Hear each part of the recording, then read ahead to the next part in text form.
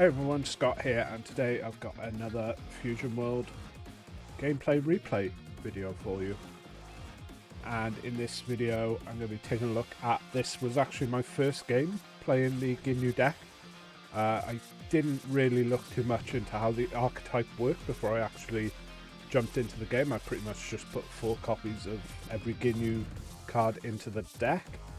So I didn't end up taking a mulligan because I wasn't quite sure what I was supposed to be looking for.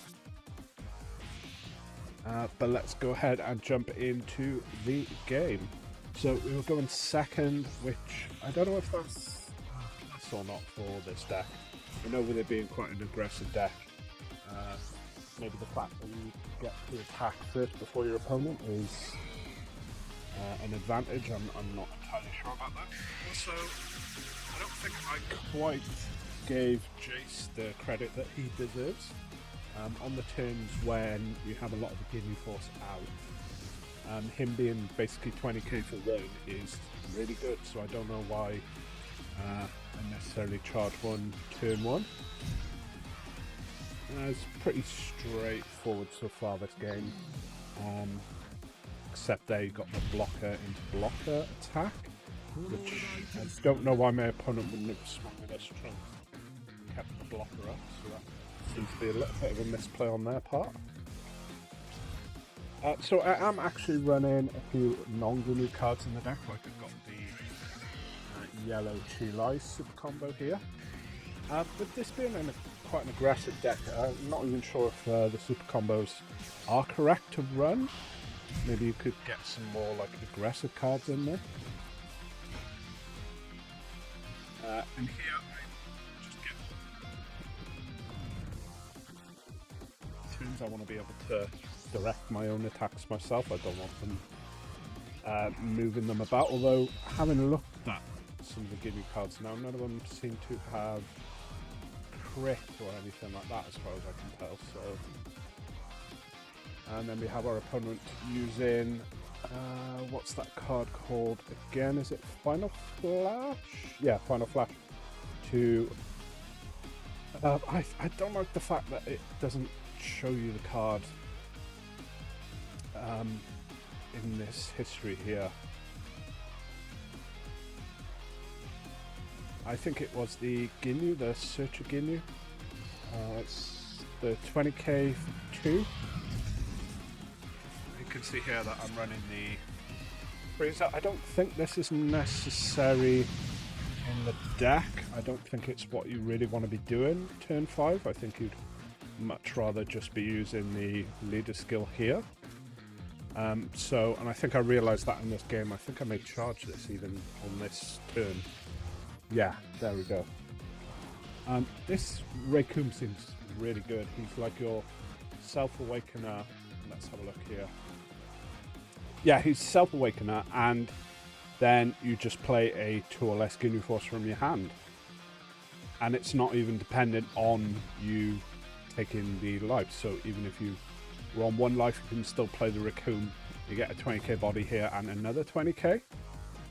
This Ginyu that we got off of the life that we took, I can't choose that. Well, I mean, technically I could choose to play this off of Raccoon's effect, but because at that point we won't have 3 Freezer Army battle cards, so it's not actually going to get its full on-play effect. So I think I end up playing another one of the Searcher Ginyu, grab a Berta, and then awaken. This is the only leader in the game currently, if I'm remembering correctly, that gets an energy back when it awakens. Unlike in Masters, only 1 energy, but I suppose the regular awakens only 1 card. So they've toned down the awakening skills on both sides, it seems like, in Fusion mode.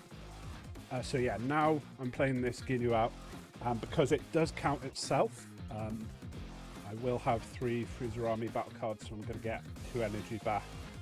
It's going to let me get another Ginyu Force member out. I'm going to play the Jace, and then use the extra card to draw 2. 1 energy to draw 2 cards, really good. as far as I can tell in this game. I think my opponent made a slight misplay here because they comboed up to 30.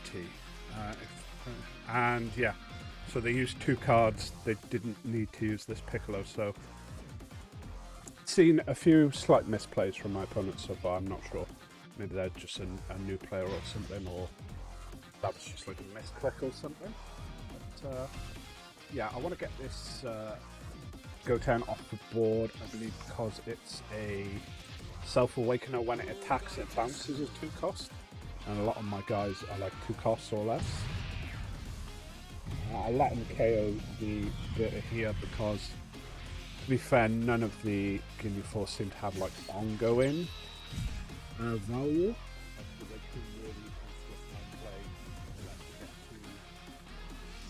Ginyu Force members on the field. So he was able to find the Self-Awakener, maybe off the leader skill. I should have had a look at his hand before he played it, but yeah, so he did find the Self-Awakener in the front, and he's got that on the board now. And he's going to play the Raw Trunks and combo off, which makes sense. I decided to take the hit because with only 1 energy left, I'm not in any like real danger of dying this turn, and hopefully, depending on how many Ginyus I end the turn on, Ginyu Force members are to win this turn. So again, I don't know necessarily why I charged that Jace.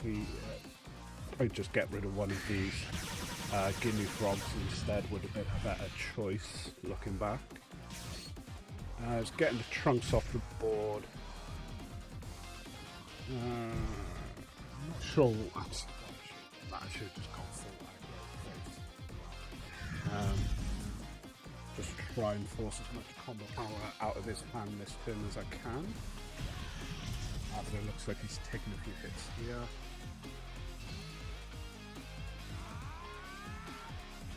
I did have the potential of using my leader skill this turn, but we started the turn with only 2 Ginyus in play, so I thought it was better to, rather than pay 3 just to get 2 extra attacks, I should just get 2 more bodies on board. In blue, he's not really going to have a way to like completely wipe my board. I think at most the Goku Black extra card, I forget what it's called, it's like Grim Reaper's Scythe or something like that. You can bottom deck like 2 cards that are 3 or less. So yeah, I'm not worried about my board being completely wiped, and this just sets me up next turn to actually use the leader skill. And you look here, we can see we've got a massive hand advantage over our opponent. So yeah, not much really our opponent can do to get out of this.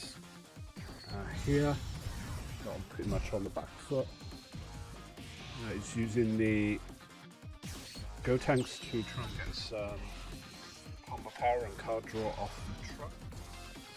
He's going to try and clear my Ginyu. I decided I'm going to try and save my Ginyu Force members now, because next turn I am planning on using this leader skill. So the more kind of guys I can start the turn on board, just the easier that's going to be. You see that I've even used one of the combos with the Ginyu Frog, just to save Jace. Yeah, nothing more our opponent can do there. And so I'm just going to attack with all the Ginyu Force members to get rid of all these cards from his hand, and then just use the leader skill and push the game that way. Maybe it'd be correct to just like play another Riku and Vegeta and just push that way, just with more bodies on board. But just based on the number of cards in hand, it seemed like this was probably the best path to victory here. Also make the mistake of swinging with the leader last. We've drawn a card that might have been useful to me. This turn potentially. In the end, it was just another 3-cost Ginyu. And then we get a nice leader attack animation here. And yeah, I pretty much had just committed to, I wanted to try the leader's effect. And then, yeah, so no more combo power from the opponent. And that ended up being a pretty straightforward win there.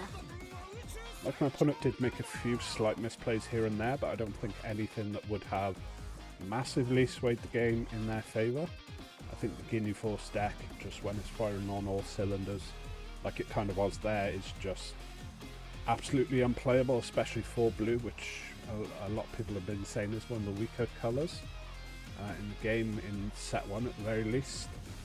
So yeah, if you enjoyed this gameplay replay video and you want to see more like this in the future, make sure to subscribe and let me know what you think in the comment section down below. Thanks for watching.